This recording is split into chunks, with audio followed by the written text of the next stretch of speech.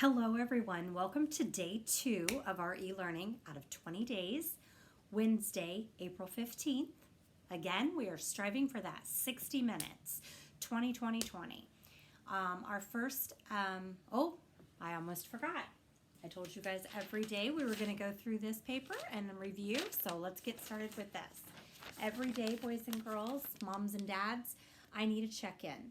I need you to just give me a thumbs up, a smiley face, a little, hey, we're here, letting me know you are doing your e-learning and that you are checking in and watching my video.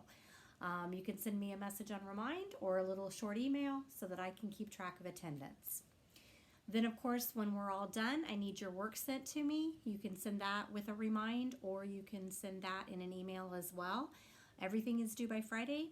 I know today's only Wednesday, but do it every day and send it every day, and then you won't get behind. So this is our daily reminder. And then, of course, at the bottom, I have on there Zoom or FaceTime. If you need one, request it, send me a little message, and I'll make sure and set something up so that we can have a conversation if you need some help or have some questions about something. Okay? All right. So today is our second day of e-learning out of 20. We have 5 weeks, 4 days in each of those weeks that we're doing e-learning. Mondays are our planning days and getting things ready for you guys, and packet pickup for those people that are not doing the online. So our Mondays are our work days, and then our e-learning days are the Tuesday, Wednesday, Thursday, Friday. So today's Wednesday, sending this out to you guys today to give you the update on what we are going to do for today. For reading, we are going to read a different treasure hunt, which this is awesome because today's lesson goes so well with yesterday's practice. Yesterday we read this part as well, page 327, a different treasure hunt, because we were looking at the words, the highlighted, yellow highlighted words, which we of course know were the vocabulary. We didn't do vocabulary yesterday. Instead, we tried to figure out what 3 words out of the 8 were homonyms. We read the homonym review, and then we looked for the homonyms over here because we know that the homonyms are words that sound the same, spelled the same, but they have totally different meanings. Example, bat. Well, today we're doing something different. We're reading this again. It's a quick read, but then we have to do the definitions for the vocabulary. Easy. We've been doing that all year. And moms and dads, the kids know that starting on page 536 at the back of the book is the glossary. So here's my vocabulary, and then of course at the back is the glossary. Pretty easy. We've been doing it all year. We write the word, a little dash, definition, skip a line, do the next one. And then of course we always highlight the vocabulary word, and then the definition follows. We all know how to do that. So easy. Now, the trick is today, when I'm reading it in here, I know that some of them are homonyms because I talked about it yesterday. So when I'm looking for the definition at the back of the book, because sometimes there's more than one, I need to make sure that I'm using the definition that goes with the story. So make sure I use those context clues. And as I'm reading this story, I'm reading, oh, wait a minute. What kind of stoop do they mean? What kind of flight do they mean? And making sure I use the right definition when I write mine out for my assignment for reading. Okay? There are 8 of them. Easy. We've done this. So reading today, reading this again, doing my vocabulary, back of the book, page 536 is the start of the glossary for my definitions. Now, language arts today is a little bit of writing, not much, but it is a little bit of writing, and it goes with our vocabulary. These 2 things go together. So if you get this done rather quickly, move on into here, but you've got about 40 minutes to get both of these things done. The vocabulary words that I just looked up and know the definitions for, then for language arts, I have to use them in a sentence. Now, let's think about that for just a minute. I want my sentence to reflect what the word means. What, Mrs. Ault? Well, let's think about the word cat. The word cat is a mammal that likes to chase and eat mice. Okay, that's a definition.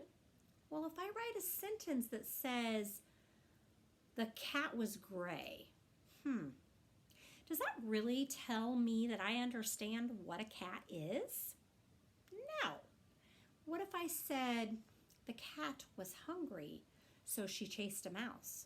Does that help me to fit into the definition? Yes. So when you're writing your sentences, you need to think about the definition of the word and then use a sentence that helps give more information and a definition for the word.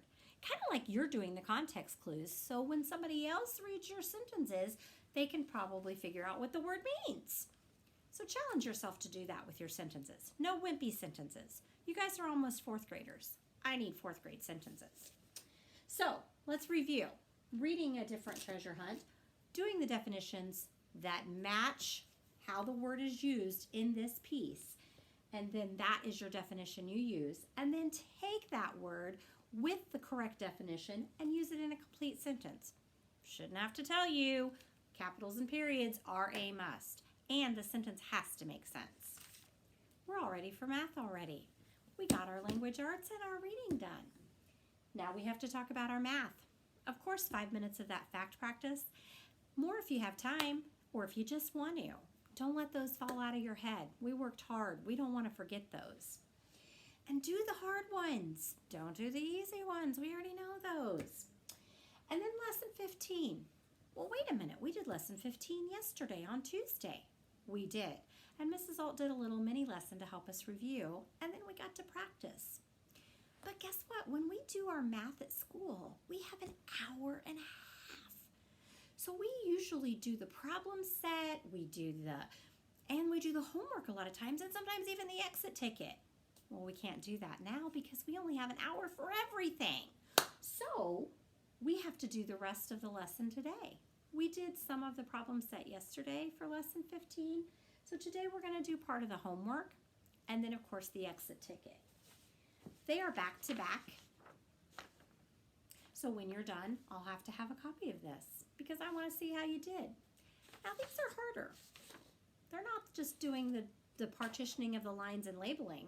These are some story problems and they're a little bit more challenging, but that's okay. We have to stretch our brains. And hopefully after our practice yesterday, we're ready for a little bit of a step up. So for math, we have 5 minutes of fact practice and then of course more of lesson 15 with the lesson I said the wrong thing, with the homework page and the exit ticket that goes with our lesson from yesterday. Okay, so let's review. Read and do the definitions and the vocabulary. I don't care what you do it on. You can type it in your notes app. You can write it on a piece of paper. You can write it on a whiteboard and send it to me. I just need the definitions. I need to see that you wrote them down, just like we do every week. And then write those vocabulary in sentences. Again, notes app, paper, whiteboard, whatever. I just need to see it because I need to know that you did those sentences and I can check them and make sure you use them correctly. And then in math, the front and the back. I need everything today. Some days I only need one thing, two things. Today I need all three things. Down here, vocab definitions from reading, sentences from language arts, and my math homework front and back. I need it all today. Sorry about that, but that's okay.